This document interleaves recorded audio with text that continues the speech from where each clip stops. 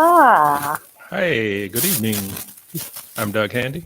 And I'm Abir Shinawi, and welcome to Real Talk Our Space. And it's been a minute since you and I have been online together.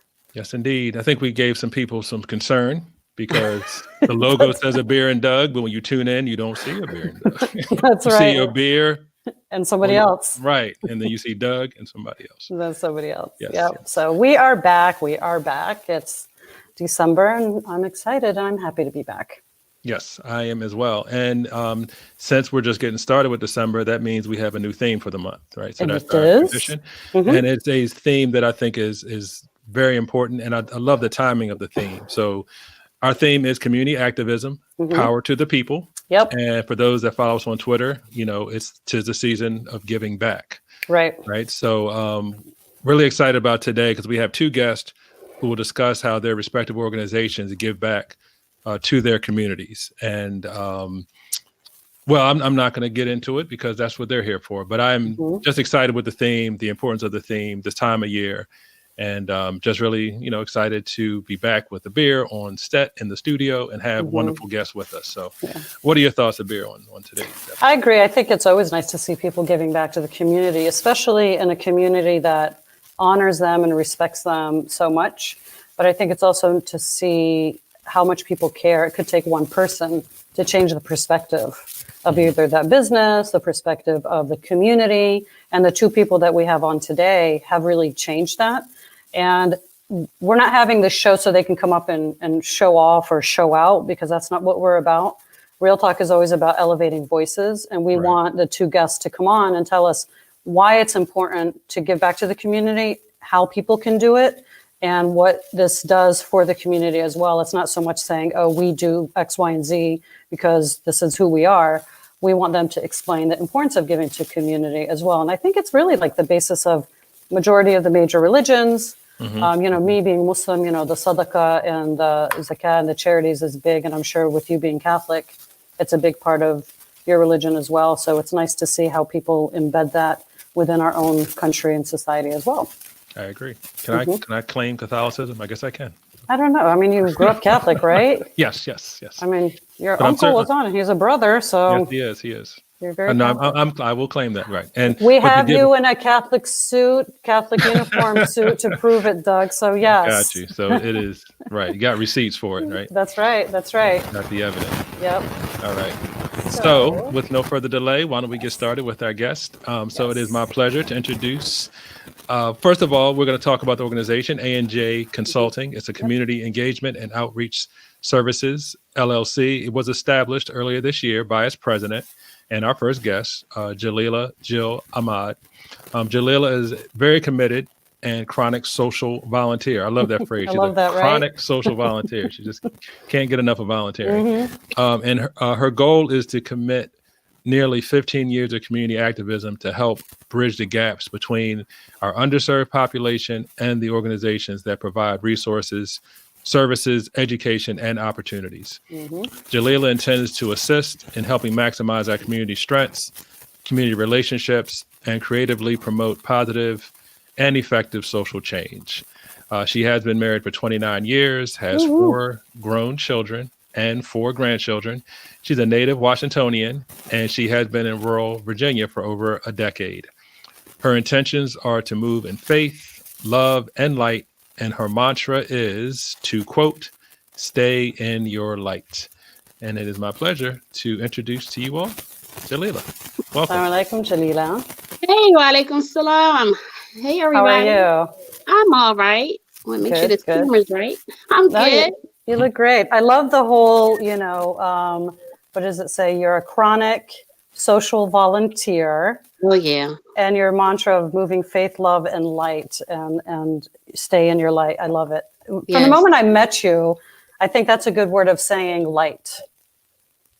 And that's exactly what I saw. And then when we reconnected on Facebook, I'm like, yeah, that's my girl, Jalila. So thank you for being on our show. No, it's my pleasure. It's my honor. I do my fake hair flip. I do what I can for the people, right? All right.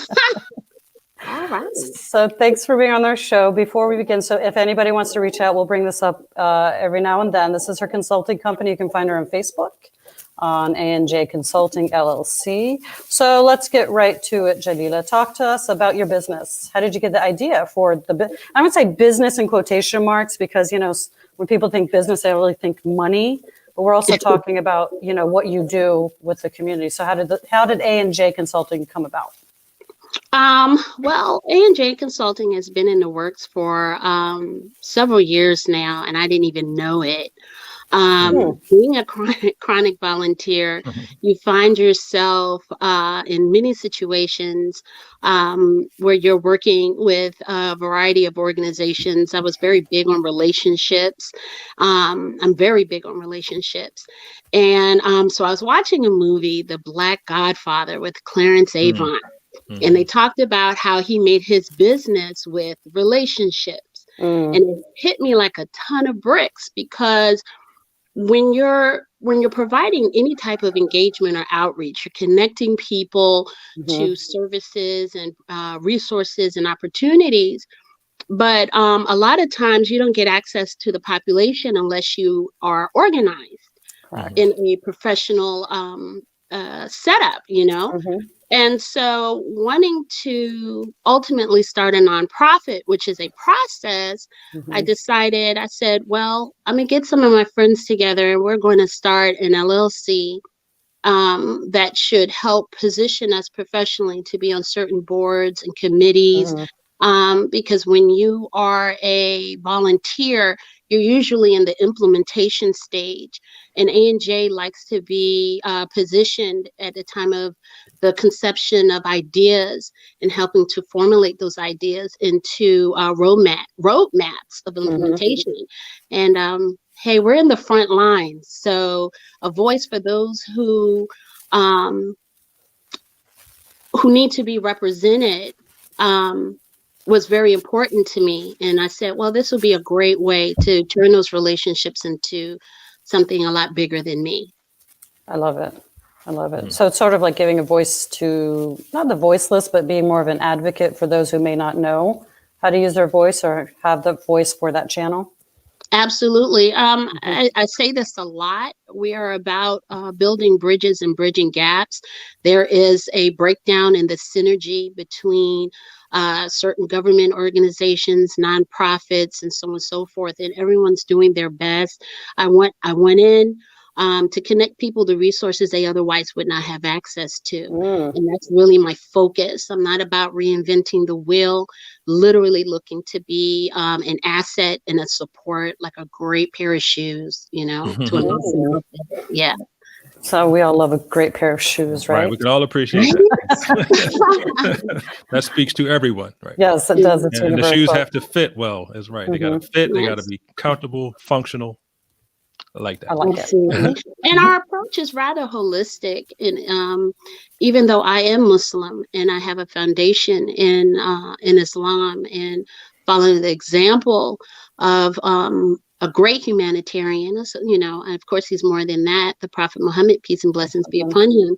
But we have an outline as to how to tend to our elderly and the children and the orphans and families and individuals. And so I come into it with a universal sensitivity, as opposed to, I'm not going to get rich on this because this is not about money for me, so, or for anyone that I work with. And I tell you, God has blessed us with some very powerful, dedicated, like-minded folks. And we're going to talk about that in a few with another question and some pictures. So, you know, that's just a teaser to talk about, you know, the work that you do. Thank you, guys. Of course. So, Jalila, you talked about Clarence Avant and his influence on you through that documentary, which I love that. It was a beautiful story. Tell me about it. Yeah. Yes. So talk about some other influences. What or who was your biggest influence in your life that led to your success? I've had so. What was that face for? There's so many people. We don't have time. Give us two. Just two? Okay. Sure. Wow, that's not easy either. I feel as though I've been groomed for the work that's being done. It starts from my parents. My parents were community activists. They were big, very big in propagating the truth of Islam. My mother has written books, Muslims in Okay. America, and they've traveled abroad, so I've seen this all my life. My parents started out in the Dar Islam movement back in the 70s, and this has just been the language of our family. My grandmother was a deaconess of her church for about 30 years. God rest her soul.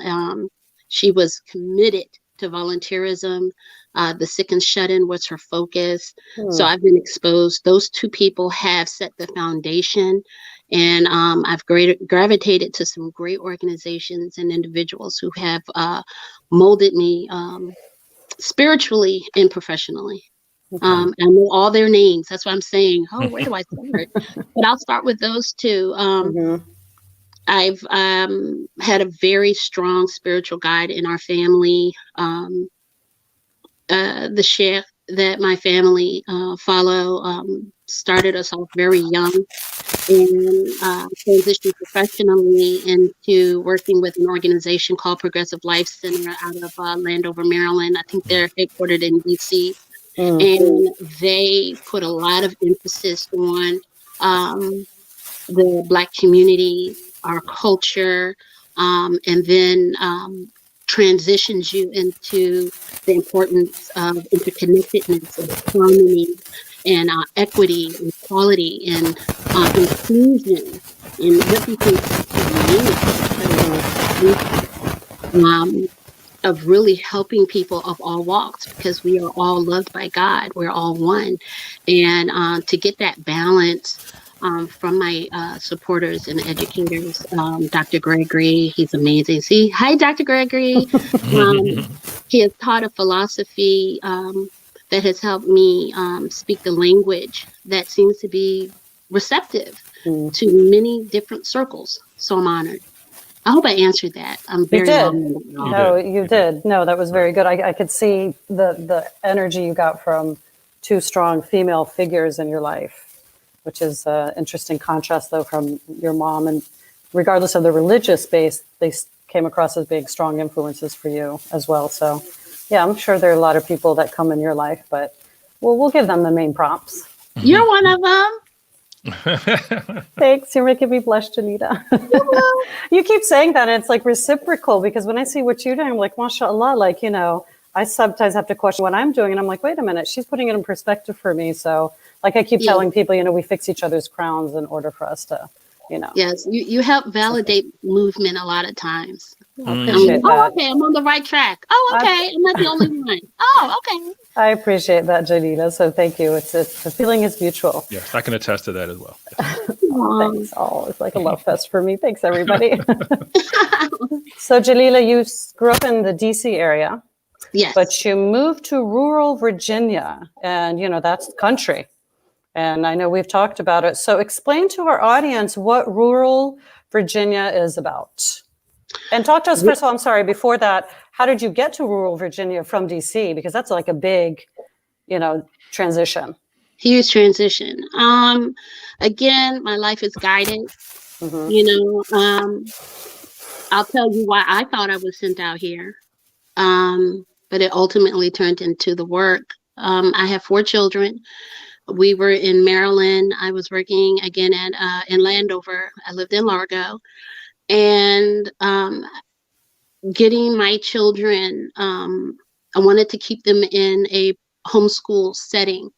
And it became extremely expensive to maintain their education. We were determined not to put them into the public school system just yet, to be frank. And so we sent them out here. My in-laws were already out here in South Central Virginia. And so we sent our kids ahead.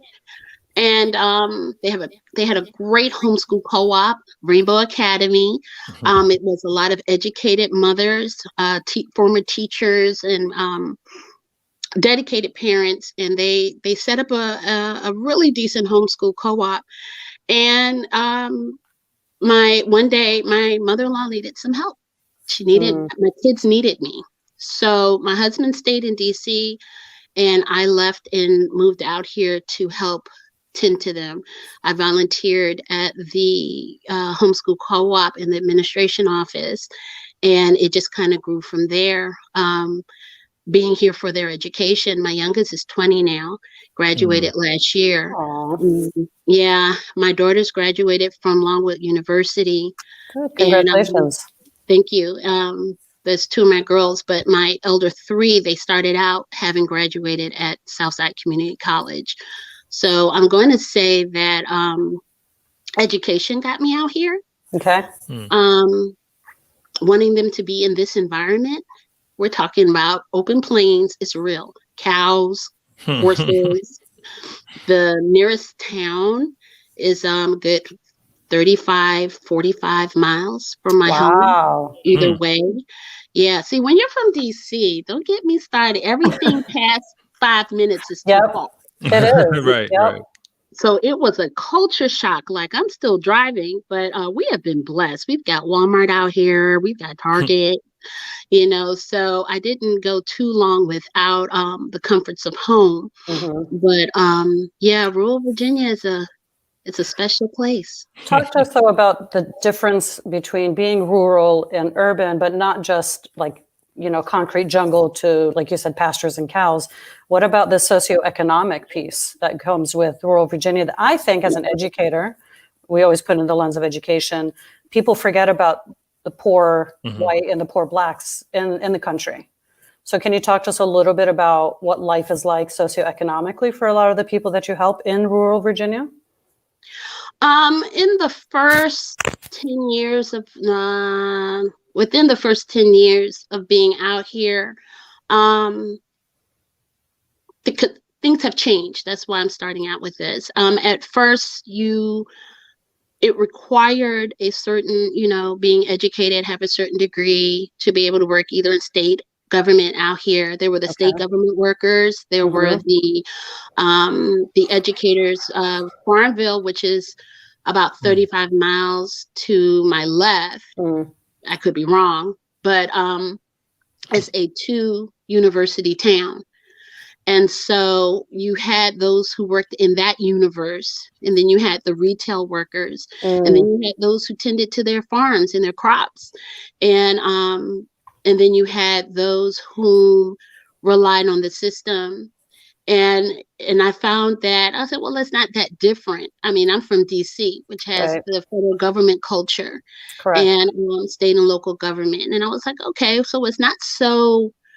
I gravitated, of course, to the working class, but the folks out here are rich in many ways. Many ways. They've got land. There are those who are land rich, those who have the education on cultivating land out here. There's a huge fellowship population. They really, even though many of the groups are exclusive, meaning that, you can have a church on one corner and all the parishioners go there and that's their support system. And you can go in the next corner and there's a whole nother one. They know each other. They respect each other. But yeah, it's as the years went on, Lynchburg has definitely reminds me of Alexandria, to be honest with you.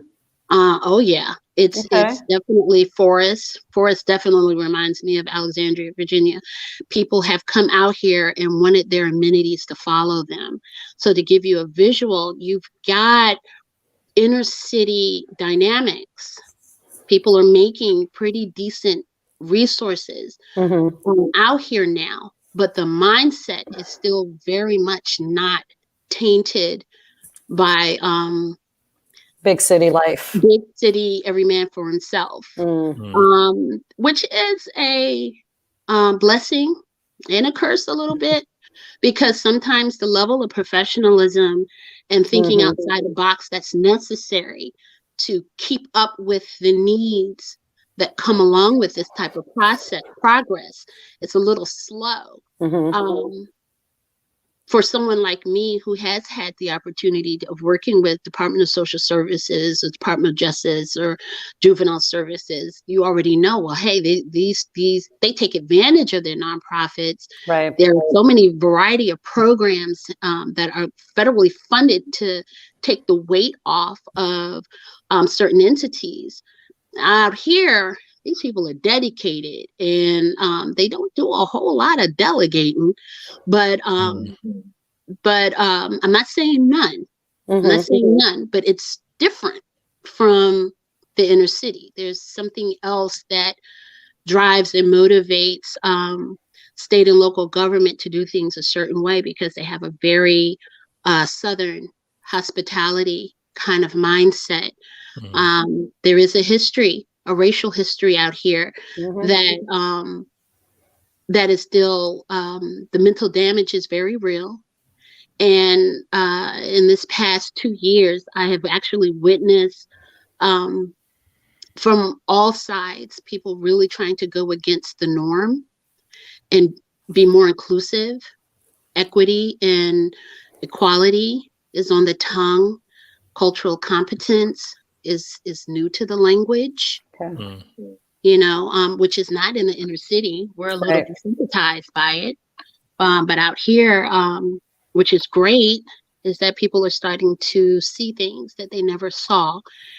Some don't want change and others do. And it's just important that we all be at the table. Does that make sense? Yeah, it does. Yeah. And that's why you're there. But I don't think that's a different dynamic than even big cities. Racial strife, people not wanting to change things the way it's been for years. So I think there really isn't much of a difference besides maybe the geography and the topography. Yeah, sort of. The inner city has a very their iron wall is up and it's automated now. Out here, I love how you put that. Yeah, the as of right now, not to put my mouth on anything, but that same blocking doesn't take place where I'm at anyway. And we're definitely working together best we can. And there's a certain level of respect that has not been crossed just yet. I see what you're saying. So I like that. Let's get a little more insight, I guess, into, you know, so Jaleela's described what she's seeing and the community she's in, but I think we have some photos to display that as well. So I'm going to show some pictures, Jalila, and you can tell us, you know, a little description of what you do, because you do a lot. And when I asked you to send me some pictures, and you like send me, I'm like, wow, mashallah, she does a lot. So here's no, don't apologize. So here's this first picture. Tell us about what's going on in here. Okay, can you guys hear me? Yes.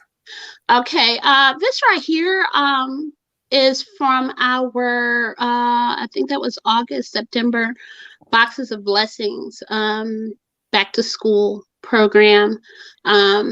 We were very sensitive to families having to be thrown into a homeschooling scenario. And in the spring, we had got so much feedback when COVID first hit, when the kids were first sent home. And a lot of the feedback, there was concern about the supplemental education kids were accustomed to receiving at school or in the community, and people just not being set up, you know, and I know what that's like. I've raised 4 in that type of situation. And so we decided to call on our community partners. We called on the community and they responded, and we were able to donate art kits that were actually given to us. About 75 were donated from our local Longwood Center of for Visual Arts. And then we have the Virginia Children's Book Festival that donated a ton of books. We were able to raise enough resources to purchase about 35 printers. And we had a process. We had to come up with something, a quick assessment questionnaire to determine who was eligible to receive a printer. And each box had enough school supplies and office supplies so people can set up a home office with instruction and online Wow. information and some community information to help them get through, navigate through COVID. And they just drove up and picked it up. We did the numbers. If we say per child, I think per child, we reached about 170 some odd kids in 9 counties. But that was the first time we collected data. Our first Boxes of Blessing event happened in May, shortly after COVID hit, which was a food drive. And that kind of set the stage for our charities, because what was important for us was that this is not A&J. This is about everyone. And it was one of the first food drives where every group showed up. Black, white, everyone, a variety of financial circumstances hit by COVID, Muslim, Christian, and we actually gave away halal food. We were able to get 100 chickens, and our goal was a little more detailed at that time. We realized that Easter and Passover happened at the same time, and folks were stuck at home, but Ramadan was coming. And I said, wouldn't it be great if we could have the community break bread together, eating the same foods, you know? And we had about a week worth of food in there, but we also included chicken and basmati rice and dates and cakes and all these goodies for the kids. And in addition, I think we got all the beans in Southside Virginia. I think we bought all the beans because we were panicking. We're like, we don't know how long folks are going to be in the houses. But it worked out really well. And we had donations and support from everybody, from our local electric company to our the universities out here. Everybody gave and supported, churches, masjids, you know, and it was a phone call. It's about relationships, you know what I mean? And every dime that came in went out. You know, COVID hit before we could get our back office together. We had just started in March. So any resources that came in immediately went back out to our programs. I love it. So if anybody's interested, you can find Jalila at facebook.com, A&J Consulting LLC. We have a few more pictures, but just let's talk about this one really quick. I believe this was for breast cancer. This one was for domestic violence. Domestic violence. There you go. Yes, we partnered with our partners from the Fresh Boys Club. They come out every time and support us and help us. The young men help us with our setup and distribution and everything. So shout out to the Fresh Boys. That's an amazing story all by itself. But the Royal Jewel Social Club out here, we have social clubs, and they do a lot of grassroots community outreach. And in addition to the nonprofits and the other service providers, and the picture you just saw were the Royal Jewels led by Tyrencia Braxton. And we did a Purses with Purpose. We were able to donate to the local Southside Center of Violence Prevention, which I believe is the only one in our region, Madeline's house. And we donated these purses filled with a ton of goodies needed to those in need, and donated it to the shelters. But we also had a luncheon. We had to keep it small because of COVID, but we loved on some survivors, had some testimonials. We had some government officials come and kind of teach a little bit about rights and how to manage certain situations when reporting a domestic violence situation, and if you find yourself involved in one. And it was not a dry eye in the house, not one dry. It's a very, very tough topic to talk about, domestic violence. Yeah, but that weekend we were celebrating survivorship and hope. The next day we had a breast cancer awareness event where we loved on 12 breast cancer awareness survivors. Breast cancer survivors. Yes, that one. Yeah, Chris. And we couldn't meet, so we took them and paid for their lunch at our local restaurant, the North Street Press Club, and we bought them lunch, and then did a live where many gave testimonies from around the country, and some local folks that no one knew what they were going through. And local doctor came on and gave some guidance, and it was an amazing day. Yeah. Oh, I love it. I love it. So again, if anybody wants to help out with Jaleela, I'm going to throw this up again because mashallah, you've been doing so much. Find her on Facebook, Thank you. A&J Consulting. And before we move on to our final question, we have some from our audience comments. Yes. Comments. We have Joe Tang. Really? So Great we got Joe influences here. Yes. Yes. Joe's one of our regulars. So when we're talking Yes, about all around. influences, he's a good friend of ours, and we always love having him on. Khatim Farid, I love you too. This is a good friend of mine. She's also like my mom. Thank you. I know, right? Former student of mine, Joshua. Thanks, Joshua. I love you too. He's always on. I'm glad I taught him well. I taught him in 8th grade, and he's now, a young man, and he's so cute. He sent me a message. He's like, when COVID's over, I want to take you out to lunch. I'm like, I'm not going to say no to free food. I know that's right. Right. My mom, I love you too, Yamma. She's like, mashallah, habibti, Allah yarda alayki. Oh, Allah ma'aki, I'm proud of you. Thanks, mommy. I'm in her house actually too right now visiting. And Joe is saying fascinating and thank you for sharing. And honestly, I thank you for sharing because it's amazing work that you do. So, we hate to have to leave and we want to talk more with what you are doing, but we always end off with our famous question, which is Doug's baby. And it's called... We call it the 4x4 challenge. And Jalila, I'm going to tell myself. So maybe when we get a chance to talk some more, I have family who's in rural Virginia as well. Okay. But it's not where you were, but you mentioned Farmville. And I'm going to tell you, my mind went straight to Lady of Rage because she had a song and she said, I'm from Farmville, VA. I'm like, oh, Farmville. Yeah. So I can make a hip hop reference like anywhere, anytime. That's kind of just how I've come up. So in the 4x4 challenge, we try to honor hip hop and we talk about the 4 pillars of hip hop. So we have our MCing, our DJing, our graffiti art, and breaking, or B-boy and B-girl. So we asked our guests, can you name one person from each of those pillars that has resonated with you? Oh my God. In the spirit of hip hop.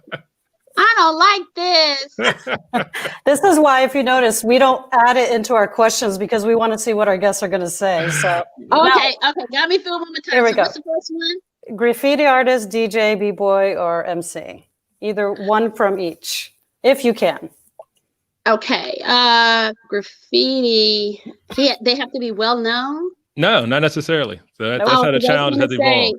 My cousin is very talented out of New York. Ahmed Abdul Shahid. I love his art. I know he is above and beyond graffiti, but his work is a reflection of our people and all things hip hop. Love him to death. Okay. Yes. Cool. The next was DJ. Sure. Yeah, DJ. Yep, or any order you want to go. Any order you want, Jalila. Yep. Okay, so the gentleman, he just did, what is his name on YouTube? Pass the mic. Oh, yeah, DJ Cassidy. Yeah, love him. He's my new friend. He's my new crush. Yeah. Next is, I'm half blind, folks. What's the next one? So we're down to breaking. Yep, a B-boy, B-girl, or an MC. So you got 2 left. A dancer and an MC. I'm horrible with names. I'm like, the one that's saying ask Doug, tell him the one that's saying, and he'll tell you. Right, you're doing great so far. Keep it going. Okay. I am I don't even know why I have to think twice. Tupac. What? Tupac and DMX. Okay. Are they MCs? Are they MCs? Absolutely. Yes, especially DMX. Yes. I think DMX is Doug's alter ego, by the way. We were talking about that the other day. He come up quite a bit. See, there's the connection. Yes. So we got DMX with Jalila, Joe. We all can. That's right. You got one left, Jalila. You're knocking it out the park. You're taking a challenge of new heights. You're crushing it. I know. Oh my God. Okay, and then dancers. I'm not strong in that area. I'm not saying Beyonce because I refuse. Hip hop dancer. I'm a little lost with that. I don't know. Okay. I don't know. I want to see people Just like say J-Lo and oh, call it a day, yeah. Jalila. We're done. Fly girl. You Any know, fly girl. Just say any fly girl and you're done.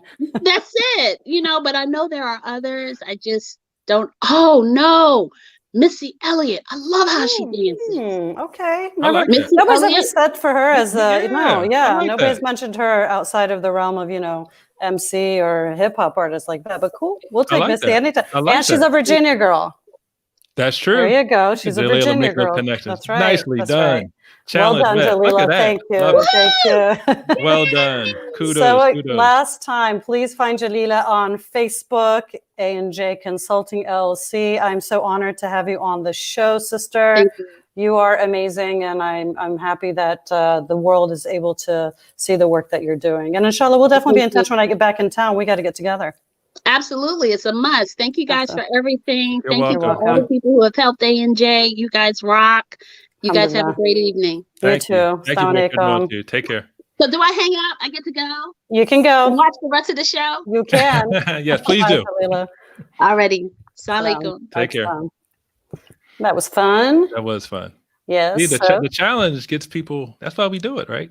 Yeah. My sister's texting me. She's like, Janet Jackson. I'm like, nobody said Janet Jackson, but okay. All right. So we're one down. Now we get to go. So this is the fun part. So when we ask this next person to be on the show, we always ask our guests to send a picture. So, the guests our audience knows whose it is. What was your reaction, Doug, when this person said they sent us instead their logo? What did you say? So this is the first time, 24 episodes. So it's a blessing to have 24 episodes. And I thought we had the thing down to a science, and our next guest threw us the curveball. That's right. He's like, you don't get a photo of me. Nope. You get a logo. You get a logo. So just to let you know, we have an original coming up, and we are very happy to have him with us. He's like, take this logo. That's what you get. Absolutely. Right? And I'm honored because this person is my brother. Monty Ramadan is the founder and owner of Hang Time in Indianapolis, which was established in 2004. Monty grew up on the south side of Chicago and took his skills to Indianapolis in 2004. Indiana didn't know what hit them yet. He's a firm believer in investing within your community, and especially the community that helped you become who you are. With Hang Time, he's built a brand that's currently an icon in the metropolitan Indianapolis area. Hang Time started their holiday giveaway in 2015, currently going on their 5th year, mashallah. And to date, they have helped over 120 families and counting. Now, before we bring him on, I just want to let everybody know, disclosure, my brother's humble. Because I'm his sister, he's coming on the show. Let's make that clear too. But he's going to explain to us the importance of this work, and he wants to make it very clear. It's not for him to brag, it's for him to really talk about the importance of giving back to the community. So without further ado, ladies and gentlemen, welcome, Monty Ramadan. Hey. Assalamu alaikum. The man behind the logo. That's right. How are you? There you go. Welcome. Hey. Thank How you. are you? Thanks for having me. Good. Alhamdulillah. Good. Proud of you guys. Thank you. Thank you. We appreciate you. Thank you. Yep. No doubt. And Monty, we'll just jump right into it. We know you let your work speak for itself. So talk to us a little bit about, your business and how did you get the idea for your business? Mm-hmm. Well, it started in Chicago. I mean, I grew up in this industry. I mean, this was, I worked as an employee before I owned my own business. So it's not like I dove right into it. Mm-hmm. So it's something that I took in at a young age and something that I liked, and I kept pursuing for it. And here we are, 2020, my own. That's right. That's right. So I encourage people, look, never give up, right? I mean, you're looking at a stock boy, right? So from a deli to a stock boy to my own brand. So alhamdulillah, we're okay. Mm-hmm. Yep. So the idea for the Hang Time, there was no Hang Time here in Chicago. No, Hang Time, I was in Kentucky. I was sitting on a couch and ESPN came on because I was, trying to build my own brand and trying to build, my own store and whatnot. And ESPN came on and the legend, the GOAT came on, MJ, right? And get that right for all you people, New York fans out there. Yeah, GOAT. We got double dose of Chicago this evening. So. You're always outnumbered, Douglas. Sorry. Yeah. Well, so Hang Time is No, I'm about to say I'll take Chicago over New York anytime. So there you go. So that's how it started on the couch, ESPN. That's cool. That's good. It's a great name, Hang Time. It makes a lot of sense. Alhamdulillah. So you did talk about growing up, and I know a lot of this, but talk to us about what or who was the biggest influence in your life that led to your success? Oh, I don't think it was an individual. I mean, obviously you're going to say your mom and your dad and your family, yeah, hands Right. down. I mean, but the struggle, man, the struggle's an influence. People don't realize that. I mean, Like that. it's yeah. It's not an individual. It's the Mhm. struggle that gives you that push and that drive and that influence to push forward and never give up. I mean, people, yeah, dedicate your mom. I mean, your mom's going to be your mom. Your dad's going to be your dad. Your sisters, your brothers, but it's real life is who's going to influence you in life. They're not going to carry your hand, right? Mhm. It's that struggle, man. When you see that struggle, that's what the influence is. So Wow. to answer your question, it's the struggle. That's a good answer. I don't think we've Yeah. ever had a guest give us that answer. That's either, like you I said. mean, yeah, everybody has this, cool your mom. You're going to love your mom at all times, right? You're going to love your dad and your family and your whatever. But they're not carrying you around, man. It's that struggle. Mhm. There you go. You got a shout out from Joe. The struggle is the influence. Wise That's right. words. I mean, We'll it's hear that. shit. It Loves that man. either makes you or breaks you. I mean, pick one. That's Right. right. Which lane you want to go, right? Mm-hmm. Yep. I heard that. Yeah, man. So speaking of the influence, I know this had a big influence on you as well. But how did going up on the South Side shape who you are today? Oh man, listen. You know how they say if you make it in Chicago, you can make it anywhere. Mm-hmm. I mean, it's not a myth. It's true. I mean, especially back in the '80s and '90s, and one thing about Chicago, man, it's always in my heart. It's a different animal. It's a different breed. I mean, I've been to a lot of states and cities and towns, and the sister was talking about VA. I just came back from VA. I mean, Chicago. It shapes you. It shapes you. It makes you who you are. I mean, it's either you're gonna man up or you're gonna bunker up. Pick one. I mean, it's especially she's talking about race and diversity and Chicago's New York is, to me, I'm sorry, all you New Yorkers, is commercialized, right? It's back then New York was tough. I mean, Chicago was tough back then when hip hop was big in New York, and it was all about hip hop in New York, right? Chicago was all about survival back then. So, Montas, let's put it in context a little bit. So, growing up on the South Side of Chicago, now we know the racial difference between black and white. Talk to the audience about who you are. Let's talk culturally, ethnically. What made your experience different, especially on the South Side of Chicago? Being who you are. I want to be blunt. Yeah, it's the this is real streets. talk. I mean, it's. Listen, living in the inner city, it's all about the streets, man. It's all about. It's gang banging back there. It's all about who you are. If you're going to be a leader, you're going to be a follower. I mean, if you're going to be a follower, you're done. You're going to, God knows where you're going to lead to. If you're going to be a leader, you're going to lead yourself and put yourself in the right position. I mean, the only state or city or whatever, county or, Los Angeles is the only place that I can compare Chicago to. Other than that, streetwise and growing up wise and the struggle wise, and they're not saying nothing taken away from New York, but Chicago is just a different breed. Well, what about being like an Arab male in Chicago? Of course. No, it was new to them back then. It was us growing up. It was new. The first Gulf War came through. That's when, things really hit the fan and we had to tighten up.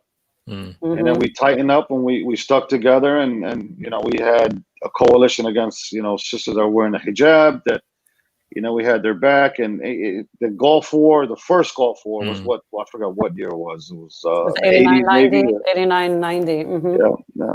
That's when we had to buckle up. I mean, that's when we had to really find out, okay, you're Arab American, you're a Muslim, you're, pick your lane. You're gonna stick your chest out and man up, or you're gonna buckle up and go the other way. Right. So we stuck our chest out and man up, and we represented our people, and that's how it happened. Alhamdulillah. I'm surprised Joe ain't saying nothing about New York. We talk about his city. I know. You're getting a lot of love from Tulsa. Hey, I mean, Sam. look, I got a lot of love. New York. I go to New York a lot, and I miss some big guys in New York. I mean, my boys is, some big heavy hitters in the hip hop game. So, I mean, we talk about it all. We argue all the time. I'm not going to back down. So, there you go. He comes out. So much shade thrown at New York is having Jordan not enough. Nope. True story. I bumped into Starks at a parking garage. Nice. And he had his golf clubs. He had his golf clubs, and he accidentally hit me by accident. I mean, wow. and I didn't know who he was. And also, he's like, "Excuse him." I'm like, "Excuse." He's looking at me. I'm looking at him. I'm like, "Yo, Start." Long story short, I said, "Man, look, you're a legend, but if I take a picture with you, man, I might be banned from Chicago, man." Yeah, he played dirty too. He played dirty too. But you got that famous dunk, right? Then that one game. He did. Starks got his on that one play, right? How many rings does he have, Doug, though? 0. Exactly. None. That's all that matters. Just- He gets some love. I took a picture with my man, so I'm not going to deny it. Nice. That's cool. Gotta So love that's I just showed it to my kids. I only showed it to my kids. I haven't, I didn't make it public. So, so this is actually I don't know why he comes up as Corey Cafe. This is my husband. You know who that is. That's right. My man, that's Monty. Jose. Man, him and I think they're like split from the same seed, them two. You got some love from Sam. Hang time is the best. They sure are. Sammy. And there's Mama telling you, mashallah, I'm so proud when I see my heroes. I beat an Abu Jaid. We're heroes. Ooh. Very nice. Wow, that's big. And then Joe, haha, amazing. That's all he's got. He can't give us anything else. So, so we have you here. Go ahead, Doug. Yes, I'm just thinking though. I was really soaking in what Monty was talking about. Inner city navigating the streets, but then when you start talking about the Gulf War, now you've got almost like this national sentiment, if you will, right? So I understand you're dealing with it right there in your neighborhood, but I'm just trying to frame. Just trying to frame everything that you're sharing about how you're navigating these spaces. And I really like what you're saying, like either you become a follower or a leader. And like you said, just, standing up for yourself, who you are, what you believe in. Oh yeah. It's all about, your identity back then was serious, man. It's either you're this or you're that. I mean, it's, you want to be Hispanic, go Hispanic, and be, and run away. You want to be a fake gangster, go be a fake gangster. You want to be, so, people like that to this day, when I see them, I'm like, just be yourself, man. And I tell my kids all the time, lead, never follow, man. And that's key. Yeah. Because if you follow, half the prison system's followers. That's right. I'm just being honest and frank with you, man. It's half the world is followers, and you got to lead. You can't follow, man. And I tell, and that's the key of success in business too. You want to be successful, you got to lead. You want to sweep. You want your employees to sweep, you got to sweep. You want to mop, they mopping them up, you got to mop. I mean, you got to lead, man. It's lead is key to me, and people don't get it. Right. And like I said, some people don't have it in them. You're right. It's not, you talk about how you sharpened yourself going through what you've experienced. Some people just cave in, right? Yeah. It's my worst fear with my kids, and I pray that they lead, they never follow. And we go at it all the time. I mean, I'd stick up for yourself. I don't care if you get, we're on air, man. If you get tore up, if you get, mentally abused, just stick up for yourself. I don't care if it's King Kong. Don't back down from nobody. Oh, the famous Denzel quote, King Kong ain't got on me, right? So we're going to take that one. So we have him on here for a specific reason, Doug. So right, and I think we have some photos perhaps to go with it. But Monty, I know this is the work that you do, but I'm really curious to learn more about it. I've been to the website, saw some fabulous pictures. But talk to us about the Christmas giveaway. Tell us what it is and why is it important? Yeah, and then we'll go into the pictures.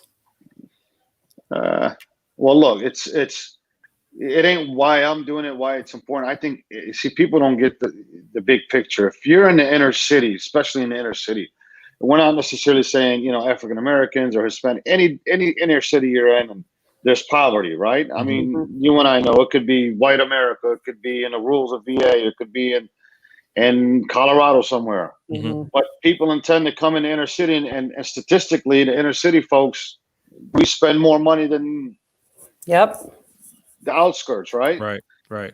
But people don't realize that they're either going to make you or break you. But if they make you, you need to salute that. And saluting that is investing in your community. And that's what started this. I'm like, we struggled. We came. I was an employee. I mean, we built a name. I mean, they embraced us.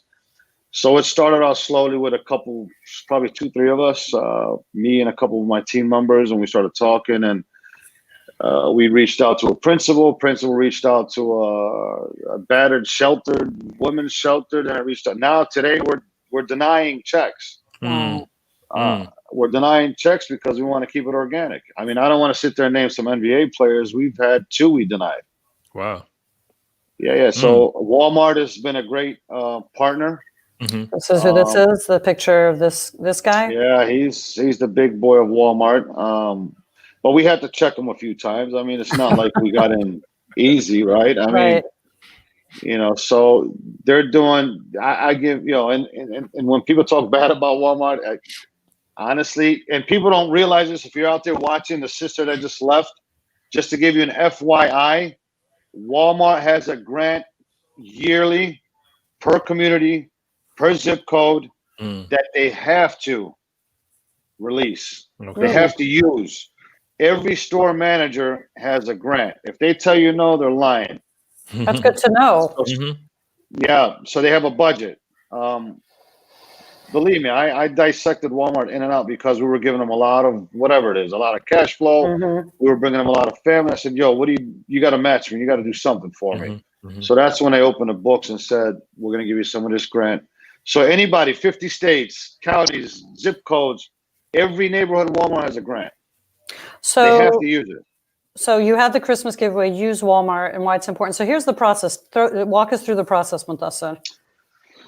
Well, the process is getting your resources. Obviously, the resources is the social workers, the principals, the shelters, the DCFS or whatever there was, government agencies, caseworkers. You line those people up and they start feeding you families. Once they start feeding you families, we start reading their interviews, we start going through their application process. We're reading their testimony and then how many family members and what's their struggle. It's a process. It's not 1, 2, 3. Then you narrow it down to your budget. Then you narrow it down to your families. But this year is a bit different because of COVID. So this year, what we're going to do is we're going to take out 12 families instead of 25 to 30 families because of the COVID situation. And we're going to increase the budget per family. So we're really looking for families, that are really, really, really struggling right now. I call them I'm blunt with it, families that are in the mud, that you want to help, And so it's a long process. Right now, we're going through the process currently. We do a 3-step process interview. I call them, one of my team members calls them, and then we get a final call just to make sure we're on the same page and their stories are not changing. But a lot of these families are already validated before they get to us. So then it's an entire experience for them. Like we see in this image, they come to the store, you load them up on this, this like coach bus, you give them like the whole, It's a long day. It's a whole day process. Listen, shout out to Puma, Emory Jones, Rock Nation, all those guys. Those guys are doing it big for us. Puma this year donated $500, $500 per family. Emory Jones, he's probably in Hawaii right now. I just FaceTimed him the other day. He's Jay-Z's right hand. They come through. Last year they came through with about 100 jackets. Puma's doing the $500 gift card plus the socks and stuff. Timberland's coming through. Brand Jordan and Nike unofficially come through. Hats off to my man Arenzis over there. They don't kind of send us goods for the event, but they supply us other ways. So, there you go. Rock Nation. Joe Tang. Yeah. So Emory's a dear friend of mine. So it's a long story. I'm not explaining it. Let's right. Look at that. That's amazing. That's beautiful. That's worth more than money, man. Okay. And it's an experience. Like we don't have the video, but you make them feel special. Like I said, they go in the coach bus and they get there, and there's like characters and people, and we bring in a turtle. Yeah, we bring in it. It's amazing. Look, I don't want to sit here and brag, and it's just it puts a smile on my face. It's amazing. It's we bring in the live body turtles. It's crazy. They shut Walmart down when they're walking through Walmart. Them turtles. The Ninja Turtles. Look, some of these family members are, some of these agencies we deal with. It's either a mom or dad was doped up and they lost their kids, and they're in the process of getting them back. So, we ask them, is it a positive story or a negative story? If it's a positive story and Like, for an example, last year we had a couple that this will be their first Christmas with their kids in 5 years. Wow. It took them 5 years to get them back. Wow. And when they met with us, they had to have caseworkers between them. And the next day after our event is when they got back living with each other. So it's a lot of, I mean, we've had agents, federal agents that are undercover, that because of this father can't be close to his son, or this mom can't be close to the daughters. I mean, Oh, it's not because they're Muslim. They're there for that. no, man. I know. It's because of them. They tell me, hey, I'm such and such from this agency, and we're here to make sure that it's done right. Yeah. So we're not because I'm Muslim. I don't care about that, man. It's a joke, man. It's a joke. My family's watching, so our nephew is like, Yusuf screamed, "That's Ammo Monty on TV." I love it. I love Very it. neat. Very So neat. if anybody, before we move on, if anybody wants to follow them, you follow them Facebook, Twitter, it's just Hang Time Indy. This is their information as well. If you ever want to help donate or whatever you can do, if you're ever in town, you want some stuff, you can go. Really no reason to go to Indiana besides that, but that's just let me clarify. Hold on a few things. We don't take donations, right? We're not there yet. We don't want to. We want to keep it organic, right? If they want to donate, help a family within their reach, right? So we're keeping it real organic, and I'll tell you, we deny a lot of zeros. Yeah, it's my Ron, my brother, he's big on that too. I mean, we've even denied. We're in talks with somebody big in the state right now that we're probably going to deny him in a few days. Wow. So why do you do it, just to keep it organic, or is it you feel like some people are doing it because they want to do the recognition? Yes. Like this person that we're talking with now, their purpose is something else. It's like they want to overshadow. It's like advertising. No, we don't need you, man. So I'm good. That's why our sponsors, they don't sponsor us. They sponsor us goods to physically give to the families. If you can't do nothing for my families, don't talk to me. Yeah, he's real. That's exactly what he's saying. It's not about money. It's not about fame. It's not about advertising. If you can't touch these kids or these moms that are struggling or these dads that are struggling, nothing to talk about. Got it. So Monty, the folks that you do have though as part of this partnership, if I understand correctly, some give financially and others give, like you mentioned, Puma. Some actually give product. Is that how it works? Or Puma, just to show you, nothing's financially. Okay. Puma, in fact, I got them here. Puma, and I love Puma. We have a big, strong team. Puma's giving me $500 gift cards. Okay. So they'll get $500 in apparel. I got you. Okay. Nice. So we deny money. Nobody gives us money. We don't want no cash. The family members will not receive $1 in cash. She can dig it. But they'll get, so they'll be happy. Trust me. We'll take care of them. And first and foremost, like Abir said in the beginning of the show, it's part of who we are in Islam as a Muslim. I mean, this is not about fame. It's not about Christmas. But it's that time of year, man. And sometimes you're like, yo, is this 2020 or is this 2019? I've had a family member that was living off of a generator. Wow. Yeah. Oh man, it's you guys have no idea. You got to be there. This is not about, and then now thank God we get customers that come in and say, you know what? You spend with us, our money's going back to the community. And that's what it's about, man. That's exactly what it's about, right? Yep, exactly. Yep. So that's a good point that you talk about, and Jalila agrees with you. Absolutely. It's, people know you're authentic, you're real, and you're not just there to, make some bank and go home. Right. So, guys, again, I'm not going to repeat myself. We've denied zeros. That's a good thing. Alhamdulillah, I don't care for it. It's either keep it organic or can an organization group get this Walmart grant? Yes, anybody can get it. You have to, you got to get in there. They have a budget. They have to use it.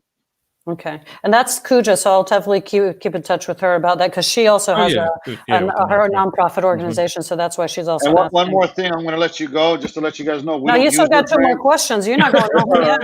Hold on. We don't use their grants physically. What we do is we tell them, okay, if we have 60 kids, give me 60 jackets. Got it. This year we have less kids, but give me turkeys or give me give me something. So they're going to give me jackets this year. Got it. Plus, they're going to give me some, I think, turkeys or whatever it is, or bikes, and we have a mutual relationship. They know what's up. They know Target is waiting down the street if they don't act right. Target. So, all right. So we were able to talk to you about the serious stuff. Now we're going to get into the fun stuff. Yeah. So this is my baby, my question. So question for you, Monty, is, I think I know the answer to this, but I'm going to have you answer it. Which artist would you have perform an album about your life and why? What would the album title be? And let me guess, it's going to be, go for it. It's Pac. There you go. I told you. Wow. Pac's racking it up tonight. Okay. What would the album title be and why Tupac? In my lifetime. Oh, I like that. Okay. Why Pac? Yeah. I don't want to get into that, man. I mean, it's come on. I mean, he's a poet, man. He's just Pac. I mean, you could talk to him. He could relate to you. You could, I mean, it's, people might laugh. I mean, the only guy to me that's closest to Pac, and they might not agree or disagree with him, is Jeezy, young Jeezy out of Atlanta. I mean, he probably has his own demeanor that Pac has.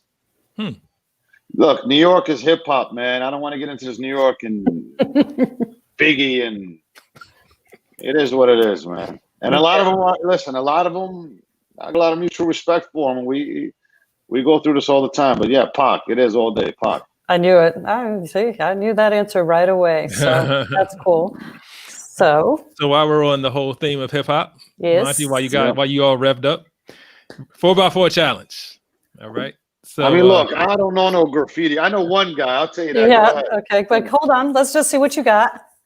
Go ahead, Doug. He's ready. We like that. Okay, so 4 pillars of hip hop: graffiti, DJing, breaking, MCing. All right, Monty, it's all of you. Go for it. Graffiti wise, I mean, there's a guy named Jeff Staple. He's an artist. He's he does his famous pigeon, and hats off to him. I mean, Jeff Staple. I don't know if he's a graffiti artist. He might have started as a graffiti artist. Okay, but he's an artist. He's Google him. He's a beast. Yeah, look him up. Just okay. Yeah, Jeff Staple. He does collabs with Nike now. I mean, he does these big dolls that are worth like $10,000-$20,000. He's a beast. Okay, all right. That's graffiti. What's the next one? DJ. Yep. That's a lot of them, man. I mean, Kid Capri. Okay. Woo Kid. Yeah, Woo. I mean, it's just a lot of them. I mean, it's a lot of too many. Kid Capri, but Kid Capri life sucks. But I'll tell you that right now. Gives him a shout out. But I didn't know that. Only my brother. Yeah. Live. He's whack. Okay. See, I'm learning stuff. This is good. I never knew that. All right. B-boy is next. You got a b-boy, a breaker. Any dancers? Nah, breaker, man. That's a New York thing. Oh well, you know what? You want to give it to the legend? To go give it to Michael Jackson. Oh, okay. Okay. Yeah, he's been mentioned before. Yeah, absolutely. And the last one, of course. Or even Diddy, Mr. Diddy himself. Okay. And the last one is MC. You got to double down on your MC. Of course, man. Pac, man. All right. Got it. So I'm not surprised. I knew Tupac would be at the top of the list. I think my brother still thinks he's alive, hiding out somewhere. But no, that's too much. That's a different question. So before you leave, Monty, we have all this love in Arabic. منتصر الله يخلي لك إياهم ويحميهم. شكرا خالتي and my mom. اللهم آمين. Habibti, they're going back and forth with each other, these lovely ladies. So again, if anybody wants to follow, you can follow them on social media, Hang Time Indy. That's the easiest thing you can do. They're very big on their Instagram as well. They got a great Instagram game with that as well. My love from Jose. We love Monty, of course. And Jalila says she thinks he's alive too. So I'm not getting into that one.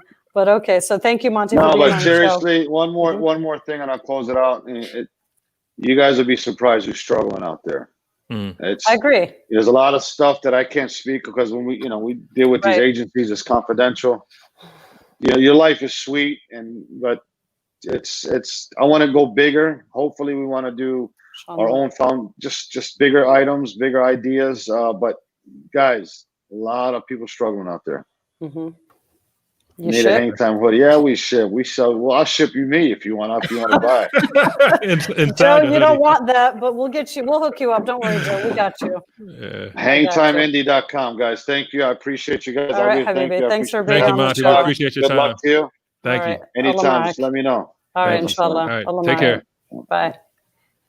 All righty. So that was a fun way to end the show. Fun and lively. Yes. I told you, it wouldn't disappoint. Wouldn't No, you did. disappoint. You did say that, and he certainly delivered. So Yeah. that's just very exciting to have two folks, two outstanding human Yes. beings, Yes. making those types of investments in their community. The thing I thought too that connected them, just how energized and animated they got talking about how they were helping people. Frankly, Yep. just the smiles on Jaleela's face and the intensity in Monty about what he's, even how he closed out. You have no idea. I guess the need that some people are in. So.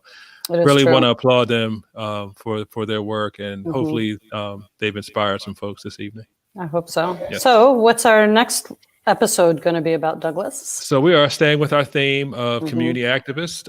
We're going to have the Chesapeake Language Project will be featured, Aaron and Tema from that organization. It's an organization that empowers English language learners by increasing engagement, cultivating relationships, and minimizing barriers. And for those that have been with us for a while, they might remember they dropped in for one episode and just put out a request for some support from anyone who was looking to support the organization. But they'll get into a lot more detail this time around and give us an update. Very excited to have them back. Yes, I agree. And last comment from Jalila. Blessings to you all. Blessings to you too, Sister. MashaAllah. Absolutely. May you continue to grow with all that you do. And we always have to give a shout out to those that matter. Music is produced by Corey Carter. You can follow him on Twitter at Mr. Carter Teach. Yep. He is definitely the man when it comes to our music. We appreciate him. Yes, remember our shows will be every 2 weeks now. So you won't see us next week. You'll see us again December 16th with our great, and that episode actually will be more about immigrants and how they help immigrants, which is a great cause. So I had a great time. I'm always having a great time. It's always good to see you, Douglas. Likewise, Abir. Good to see you as well. Yes. Thank you. We will see you soon. And thank you for everyone who's joined us this evening. And we hope to see you all next time. Next week. All right. Take care, everybody. Good night. Take care. Good night.